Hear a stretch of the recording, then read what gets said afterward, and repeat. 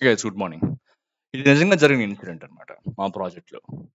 So, ఆ year financial results వచ్చిన తర్వాత మా టీమ్‌లో ఉన్న వాళ్ళందరికీ కూడా మా మేనేజర్ పిలిచి, "ఈసారైతే మనకైతే రిజల్ట్స్ అంత సరిగ్గా రాలేదు.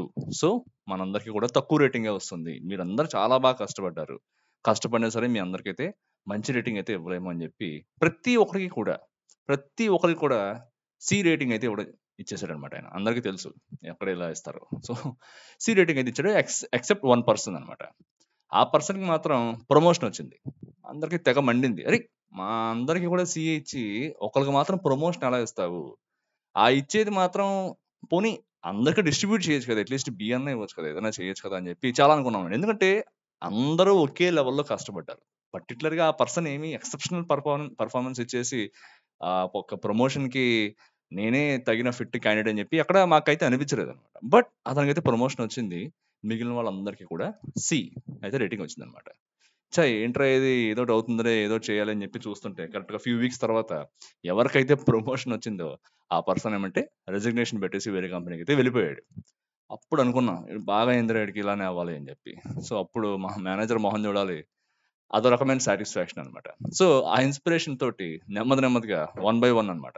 ఎవరైతే ఈ విధంగా వచ్చిన తర్వాత హర్ట్ అయ్యారో వన్ బై వన్ అందరూ కూడా ఆ ప్రాజెక్ట్ నుంచే కాదు కంపెనీ నుంచే వెళ్ళిపోయారు.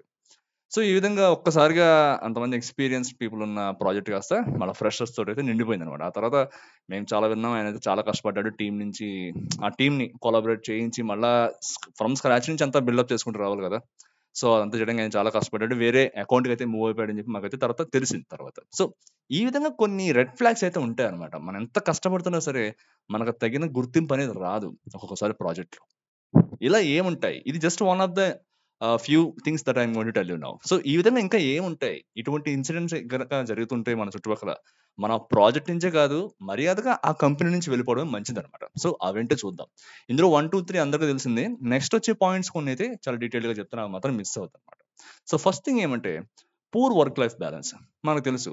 ఒక్కొక్కసారి మనందరికీ కూడా ఒక నానుడి ఉంటుంది సాఫ్ట్‌వేర్ ఇండస్ట్రీలో. ఏమంటే working horse gets the more beating అని చెప్పి. సో, నువ్వెక్కువ పని చేస్తుంటే నీకే ఎక్కువ పనిస్తూ ఉంటారు. ఖచ్చితంగా ఇది ఎక్కడైనా సరే జరుగుతూనే ఉంటుందనమాట. సో, ఎక్కువ పనిస్తూ ఉంటారసల. ఫ్యామిలీతో గడపడానికి టైమే ఉండదు. ఆఫీస్‌లో 9 అవర్స్ క్లాక్ చేయాలి. అక్కడికి వెళ్ళడానికి ఒక 1 ½ అవర్, ఇంటికి రావడానికి ఒక 1 ½ అవర్. ఆల్‌మోస్ట్ రోజులో 12 గంటలు ఇక్కడే అయిపోతుందన్నమాట. స్ట్రెయిన్ అయిపోతారు. ఇంక మనిషి ఇంటికొచ్చి ఏం చేయడు. తినేసి పడుకోవడమే అన్నమాట. సో, ఒక రకంగా మెంటల్‌గా స్ట్రెయిన్ అవుతారు. ఫిజికల్‌గా స్ట్రెయిన్ అవుతారు. దానితోటి ఎక్స్‌ట్రా వర్క్ ఇస్తూ ఉంటారు. దానికి తగిన గుర్తింపు ఉండదు. ఇవన్నీ జరుగుతున్నప్పుడు ఏమంటే ఒక రకమైనటువంటి ఆ ఎన్విరాన్మెంట్‌లో ఇంక ఇమడలేమనమాట. అందులో నుంచి మనం బయటికి రాలేం. ఖచ్చితంగా బయటికి రాలేం. ఎందుకంటే మనకు డిపెండెన్సీ ఉంది దాని మీద. సో, ఇలా గనక అవుతోంది మీ ప్రాజెక్ట్ అంటే దయచేసి ఆ ప్రాజెక్ట్‌లోంచి లేపోతే ఇంక ఇటువంటి కల్చర్ గనుక ఉందంటే ఆ కంపెనీ నుంచి మీరు బయటకొచ్చేసేయండి. ఇది ఫస్ట్ పాయింట్. సెకండొచ్చేసి టాక్సిక్ వర్క్ ఎన్వైర్న్‌మెంట్ అనమాట. కొన్ని ప్రాజెక్ట్స్ ఎలా ఉంటాయంటే కొంతమంది బాగా కష్టపడి పని చేస్తుంటారు. కొంతమంది ఏమంటే వెనకాల కూర్చొని వీళ్ళ గురించి కామెంట్స్ చేసుకోవడము, లేపోతే వాడు అలా చేశాడు, మేనేజర్ వీడిని ఇలా అన్నాడు అని చెప్పి కామెంట్స్ చేసుకుంటూ ఉండడము. మన వెనకాలే మనకు వినబడేలాగా మాట్లాడుతూ ఉంటారనమాట.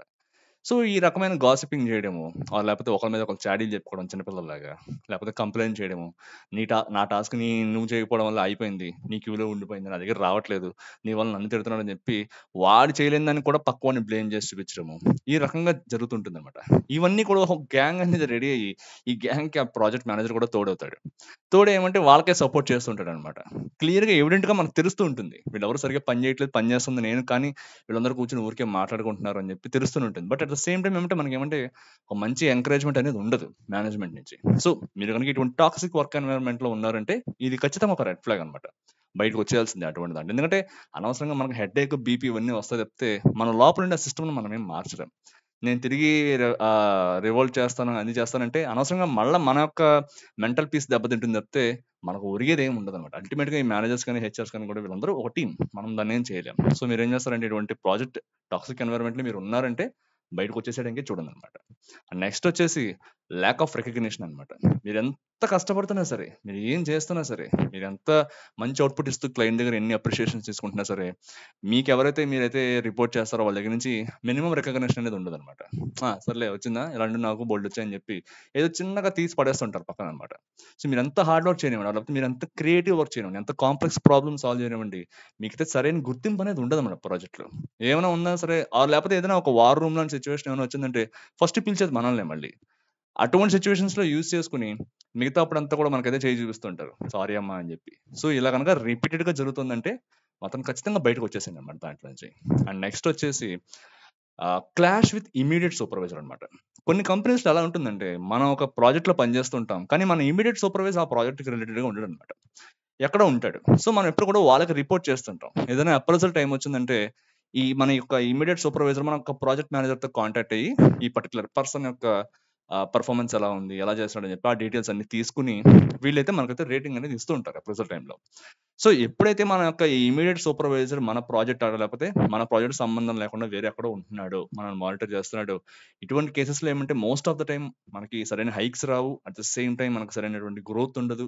మంచి ప్రమోషన్స్ రావు. ఏం రావు. ఎందుకంటే ఒకవేళ మనం పనిచేస్తున్న ప్రాజెక్ట్‌లో గనక ప్రాజెక్ట్ మేనేజర్‌తో లేకపోతే వాటెవర్ రీజన్‌తో కొద్దిగా మంచి రిలేషన్స్ లేవు.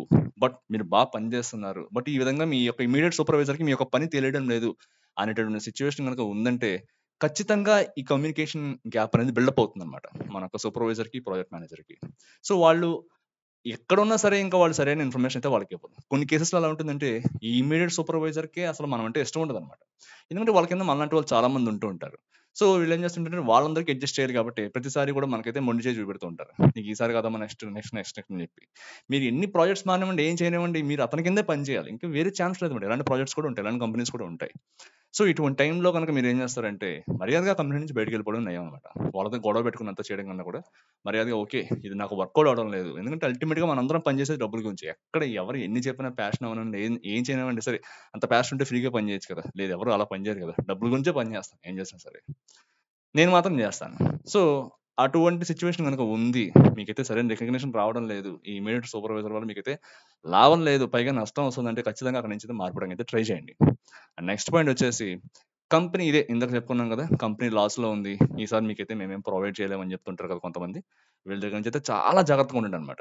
వీళ్ళు మనకి ఇలా మాట్లాడుతూనే వెనక్కి తిరిగి అవతల పక్కన షేక్ హ్యాండ్ ఇచ్చి, కంగ్రాచ్యులేషన్స్ అమ్మా! నీకేదైతే మంచి ప్రమోషన్ ఇస్తున్నాం అని చెప్పి వాళ్ళని ప్రమోట్ చేస్తుంటారు. మన ఎదురుగుండానే జస్ట్ మనకి సారీ చెప్పి పక్కకు తిరిగి వాళ్ళు కంగ్రాచ్యులేషన్స్ చెప్తుంటారనమాట. సో, అసలు చాలా లేమ్ రీజన్ ఇది నాకు తెలిసి. ఒక వాడి యొక్క మొత్తం పని చేయాలన్న మోటివేషన్ మొత్తం పోతుందన్నమాట ఎంప్లాయ్‌కి. అరే! ఇంత కాలం కష్టపడిందంతా పోయింది. ఎందుకురా అసలు ఈ ప్రాజెక్ట్‌లో పని చేస్తున్నాను నేను? లేకపోతే ఈ కంపెనీ ఎందుకు ఇంక ఇప్పుడు రికగ్నైజ్ చేస్తది నన్ను అని చెప్పి ఒక రకమైన నిరాశ, నిస్పృహలకైతే క్యాండిడేట్ వెళ్ళిపోతాడనమాట. సో, ఇటువంటి వర్క్ ఎన్వైర్న్‌మెంట్‌లో మీరున్నారంటే దయచేసి అందులో నుంచి బయటకొచ్చేసేయండి. ఇంకా లాభం లేదనమాట. సో, వేరే కంపెనీకి అయితే చూసుకోండి. నెక్స్ట్ వచ్చేసి మీరు టూ కంఫర్టబుల్‌గా అయిపోతున్నారు ప్రాజెక్ట్‌లో. లేకపోతే మీరేం నేర్చుకోవట్లేదు. ఎందుకంటే మీకున్న వర్క్ అలాంటిది. రిపీటెడ్ నేచర్ ఉంది దాంట్లో. అదే పని చేస్తున్నారు. దానికేం నేర్చుకోవాల్సిన పని లేదనమాట. మీకు మంచి మంచి వర్క్ అంతా వస్తుంటుంది. డైలీ వర్క్ ఉంటుంది. లేకపోతే వీక్లీ వర్క్ ఉంటుంది. ఖచ్చితంగా మీకైతే వర్క్ ఉంటుంది. చాలా వర్క్ ఉంటుంది. బట్ దాని నుంచి మీరేం నేర్చుకోవట్లేదు. అట్ ద సేమ్ టైమ్ మీరేమంటే ఆ వర్క్ చూసి మీకు అలవాటయిపోతుందనమాట. నెక్స్ట్ ఏం వస్తుందో కూడా మీరైతే అంచనా వేసి చెప్పగలుగుతారు. నెక్స్ట్ ఇలా చేంజ్ వస్తుంది. దానికి ఇలా ప్రిపేర్డ్‌గా ఉండాలని చెప్పి. సో, ఇంత కంఫర్ట్‌గా మీరైపోతున్నారు ప్రాజెక్ట్‌లో. అసలు మీరేం నేర్చుకోవట్లేదు. కొత్తగా ఏం నేర్చుకోవాలని చెప్పి మీకు ఇంట్రెస్ట్ రావట్లేదు. చాలా కంఫర్టబుల్‌గా ఉంది మీకిప్పుడు హ్యాపీగా. పొద్దున్న టైంకెళ్తారు, సాయంత్రం ఇంటికొచ్చేస్తారు. మధ్యలో చాలా బ్రేక్స్ తీసుకుంటారు. పని మాత్రం కంప్లీట్ చేసేస్తారు. పని ఎక్కడ కూడా లేట్ చేయరనమాట. చాలా కంప్లీట్ చేస్తారు. చాలా బావుంటుందనమాట. కొద్దిగా లైఫ్‌లో సెటిల్డ్‌గా ఉండి మా దగ్గర పర్వాలేదు, ఓకే. నేను హ్యాపీగా ఉన్నాననుకునే వాళ్ళకి ఇలాంటి ప్రాజెక్ట్స్ అయితే సూట్ అవుతాయి. బట్ లేదు నాకు ఎక్కువ మనీ కావాలి. నేను ఎక్కువ ఎర్న్ చేయాలి. నా దగ్గర ఇంకా మంచి కేపబిలిటీ ఉంది. నేను నేర్చుకోగలుగుతాను అని కనుక ఎవరికైనా అనిపిస్తే ఇటువంటి 2 కంఫర్టబుల్ పొజిషన్‌లోకి మీరు గనక వెళ్తున్నట్టు గనక మీకనిపించిందంటే వెంటనే అక్కడి నుంచైతే మూవ్ అవ్వడానికైతే ట్రై చేయండనమాట. ఏందంటే మనం చెప్పలేం.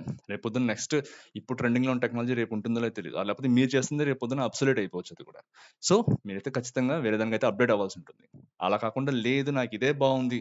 నాకు ఫైనాన్షియల్‌గా చాలా సెటిల్డ్‌గా ఉన్నానంటే ఇలాంటి ప్రాజెక్ట్స్ మీకే మంచి సూట్ అవుతాయన్నమాట. కానీ అలా కాకుండా మాకైతే ఇంకా ఎర్న్ చేయాలని ఉంది. లేకపోతే ఇలానే ఉంటుంది. నాకు ఇదొకటే చేయడం వచ్చు. నాకు ఇంక వేరేదేం రాదు. నేను చేయలేకపోతున్నానంటే మాత్రం దయచేసి మీరు కొద్దిగా అప్‌స్కిల్ అయ్యి వేరే దానికైతే మారిపోవడానికైతే ట్రై చేయండి. నెక్స్ట్ వచ్చేసి వీళ్ళు మేనేజ్‌మెంట్ కొన్ని కొన్ని సార్లు ఏం చేస్తుందంటే, ఎవరైతే పని చేస్తుంటారో ప్రాజెక్ట్‌లో వాళ్ళకేమంటే అన్నెసెసరీ వర్క్ ఇస్తూ ఉంటుందన్నమాట. కొంతమంది మనం చూస్తూనే ఉంటాం. చాలా పర్ఫార్మ్ చేస్తుంటారు వాళ్ళు. మేనేజర్‌తో మంచి రిలేషన్‌షిప్ పెట్టుకుంటూ ఉంటారు. అట్ ద సేమ్ టైమ్ వాళ్ళకి స్టార్ పెర్ఫార్మర్ అన్నమాట ఆ టీమ్‌లో.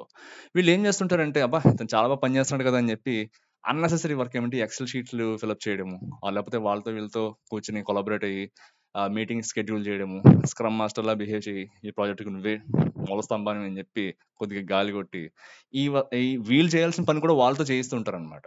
వాళ్ళకి చేయడానికి టైం ఉండదు. వాళ్ళు చెయ్యొచ్చు కానీ చెయ్యరన్నమాట అంతే. చేయడానికి టైం ఉండడం కాదు. వాళ్ళు చేయగలుగుతారు. బట్ ఏమో చెయ్యరు అంతే. బద్ధకం అన్నమాట మేనేజర్స్‌కి. వీళ్ళు ఏం చేస్తారంటే ఇలాంటి కీ రిసోర్సెస్‌ని ఐడెంటిఫై చేసి వాళ్ళ పని కూడా వీళ్ళతో చేయిస్తుంటారనమాట. ఇంకెంతసేపు అదే.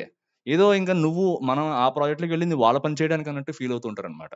మన పని నెమ్మదిగా మనం ఏం చేస్తుంటాం అంటామండి, మనం ఆ ప్రాజెక్ట్‌లోకి వచ్చిన తర్వాత మనం చేసిన పని పక్కన పెట్టేసి వీళ్ళ పని ఎక్కువ చేస్తూ ఉంటాం. సో, ఈ విధంగా మారుతూ ఉంటుందన్నమాట. సో, మనం నేర్చుకున్న దాని మీద మనం నెమ్మదిగా పట్టయితే పోతూ ఉంటుంది.